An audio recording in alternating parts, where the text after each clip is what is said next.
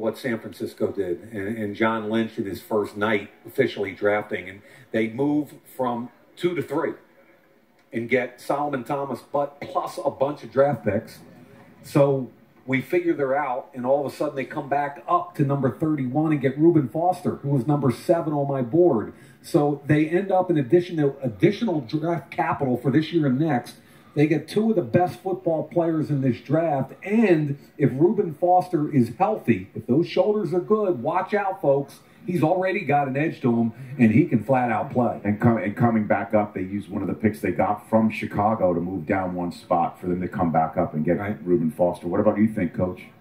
You know what? Outstanding night for Stanford University. You know, have to say, you see a guy like Solomon Thomas go early and so explosive, so physical, such a high character individual. Dominated the Sun Bowl as a player of the year. Player of the year on our team, actually, but then also the player of the game. Physical, long, athletic, tenacious, nonstop. Such an exciting night for him and his family and for the Stanford community, because this guy does everything right when it comes to football. He's a great leader. He's tough. He's smart. He's the guy that you want to follow. I don't think the number 2 pick liked playing against the number 3 pick in that game. No, I don't think he's looking forward to seeing him again. And I got to say it again for Christian McCaffrey as well. You're talking about all the offseason, about Cam Newton and all those things, that are taking too many hits.